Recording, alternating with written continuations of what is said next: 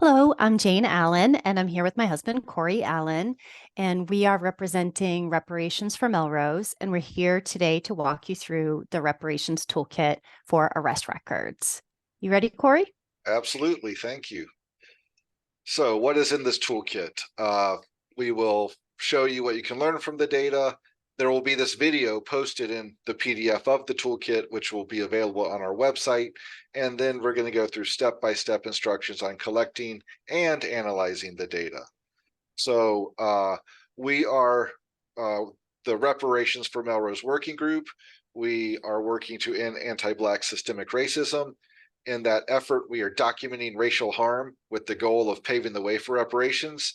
This toolkit was developed to help municipalities throughout Massachusetts document racial harm in their own communities.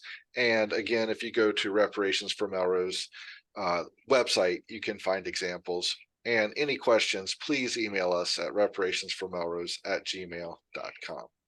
So what are we looking at in this video? We're looking at detailed arrest records provided each year by cities in Massachusetts that include race. It's on the Massachusetts Crime Statistics website. They note that it's collected, this you can read here, the Office of Public Safety collects national incidence-based reporting system and uniform crime reporting data from law enforcement agencies. Most importantly, the data is available to view and query in various formats and is utilized for various reports and to lead and guide policy decisions. So it's here for people like us to look at to see if there are racial disparities and harms. One thing we'll look at in this is the percent of arrest records involving Black individuals, and we'll compare it to the percent of Black individuals living in Melrose. So to begin, this is where the video will be, the step-by-step instructions. So first we have made a Google Sheet. So if you right click, it will take you to the Google Sheet we have created. This doesn't have any calculations in it. All I have done here is made all the data from the statistics website into a single row, so it's easier to use a pivot table. If you were to copy it directly from the website, they would be multiple rows of data. It's not clean. So you can either just copy this. I think that's the instructions I gave, is just to click to highlight everything, copy, and then put into your own account. The other thing you could do is just click make a copy, and it's going to make a copy into your own Google account. So this sheet now lives in your Google account, not in the Reparations for Melrose, because that's view only. So this, we now have, these are the other steps of just opening a blank spreadsheet and pasting the data in. So we have the next piece of advice is naming it. So you can rename it yourself: arrest records for my city. And then now we want to go to the website where the records are available. So again, right clicking will take you, will open up the website, and as I say, you're gonna have to scroll down to this view detailed arrest information. So here's the site that loads, and you're going to want to scroll down to view detailed arrest information.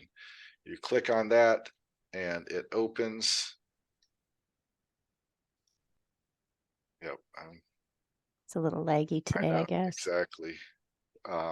So as it's opening, this is what it's going to look like. It's going to have all the cities available on this jurisdiction tab. So as it's finally loading up. And what you're going to want to do is, once it loads, click on the jurisdiction. So I am going to click on Melrose. So you scroll down to see all the different cities. Scroll down to Melrose. And then, as I've said in the toolkit, once you've selected Melrose, you want to click on the View Report. So we click on Melrose is selected. I click View Report. That processes per the instructions. The next thing you want to do is highlight all of the data and copy it. So just the data, not the header rows. See what I mean about the multiple cells if you were Oh, yeah, I do see that. yes. So you just want to grab this first Melrose and see this agency column. It says Melrose, Melrose, Melrose, Melrose. We're going to use that just because it doesn't change in our analysis. So everything is copied. However you like to copy, I just right clicked and then I go to my own database and I paste the data. And what is really nice, every piece of data has its own cell in its own column. You know, which means it can be analyzed. There's no merged cells or anything. So that is what I told you to do, copy and paste in the spreadsheet. And yeah, again, here's how the data looks. So let's go through a couple of years and just show how you can build. So, you know, it defaulted to 2023, drop down, and then click View Report for Melrose for 2022.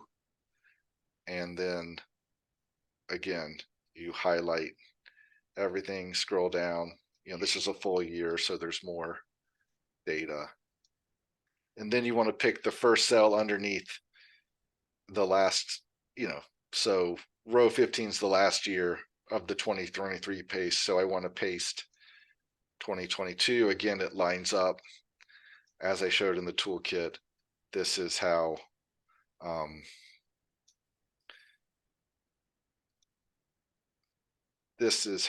it looks when you're building. You know, it's just right underneath it. So that's stacking up. Given that things are slow, I'll just do these 2 years. I think that makes sense. Yeah. So now let's analyze the data. So what you're going to want to do is click on the top right corner cell to highlight the entire sheet. And then from the menu bar, select Insert Pivot Table. So again, click on this, Insert Pivot Table. And as I show in the instructions, that dialog box appears that create pivot table. You're going to want to keep it checked on New Sheet and click Create. So New Sheet, Create. It created a sheet called Pivot Table 1. Let me just go back to Sheet 1 for 1 second. And as you see, we pasted in down to row 65.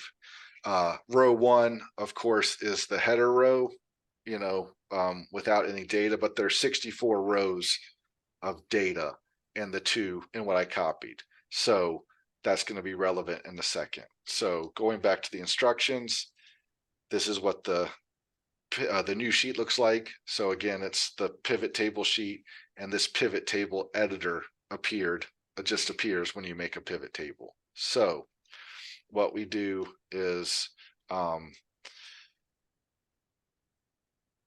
we want to, again, go to, in the editor, go to Values, Add, and then select Agency. So we go to Values, Add, Agency, and see here, and then it defaulted to this Summarize by Count A. If it doesn't, I think I put in the instructions, yeah, that you're going to want to click on Count A.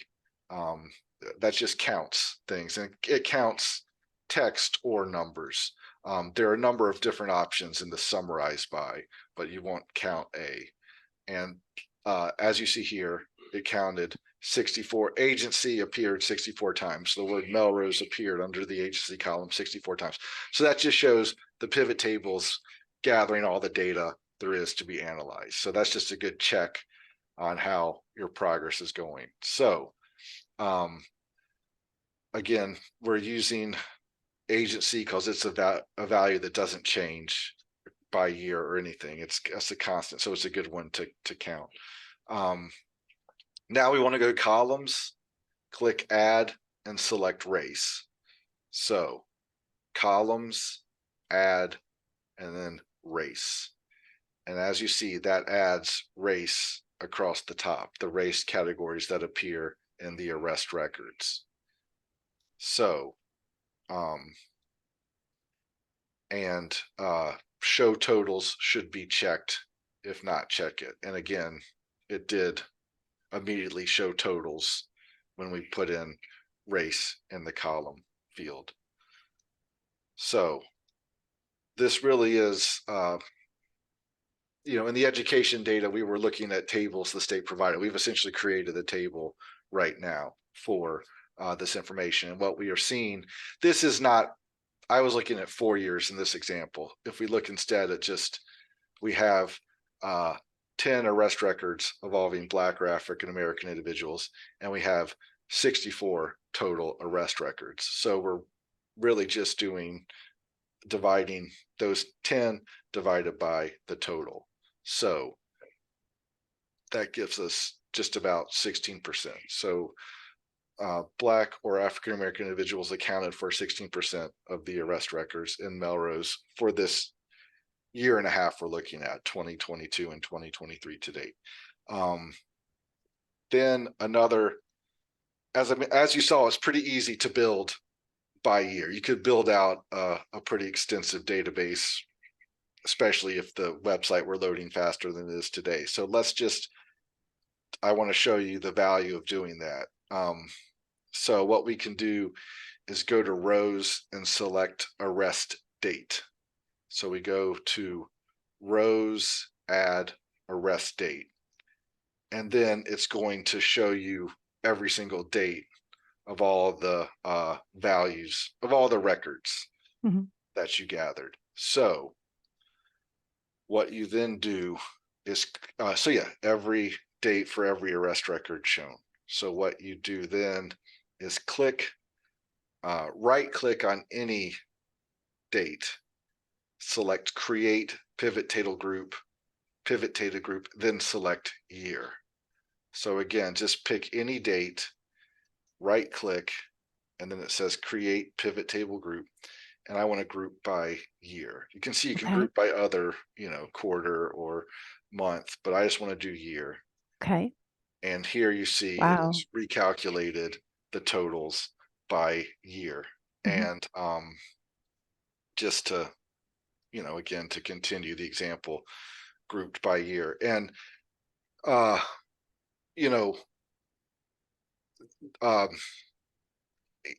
for this toolkit, I pulled 2022 through 2023 to date. And when we looked at the data, first of all, as you see, the Black people accounted for a high percent of the arrest records each year. But what we also noticed was unknown increased in terms, the number of times unknown was cited, race unknown was cited in the arrest record. That percent grew since the murder of George Floyd. And, so that is something, if you read our report on the Reparations for Melrose website, we called out, why has this changed? Because the fear, as you had mentioned, it could be masking even more arrest of people of color or arrest records of people of color. So it's not just, there's a lot of data you can see, a lot of stories to be looked at and discussed. So, and yeah, like I said, for ours, we're just looking at 22 and 23. But the toolkit, the example is based on 3.5 years. So the final thing is, well, let's compare this to the population. So how do we compare to city census data? And we do that, basically search is the advice I give. So in Google, if you search what percentage of Melrose, Massachusetts residents are Black, it will, this time actually gave the answer as a result, 3.4%. But no matter what search you use, one of the top searches should be this US Census Bureau quick facts about your city. I could not find a dependable way just to link to the quick facts site. This is what it looks like. You and I tried to use this search a couple of times. It's just very hard to toggle between different cities. So just use search, get to it. But again, this gives all the statistics of Melrose. And here you see under race and Hispanic origin, you see that, the 3.4% of Melrose population are composed of Black residents. So again, that's just the baseline to compare it to. So in 2020, 23% of arrests in Melrose, 11 to 48, black people were involved in 23% of arrests in Melrose.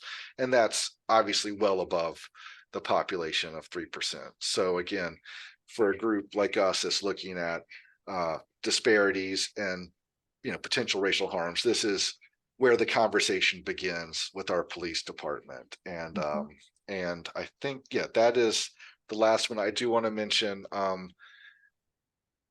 these data sources tell a story, and they are there for us to look at and analyze.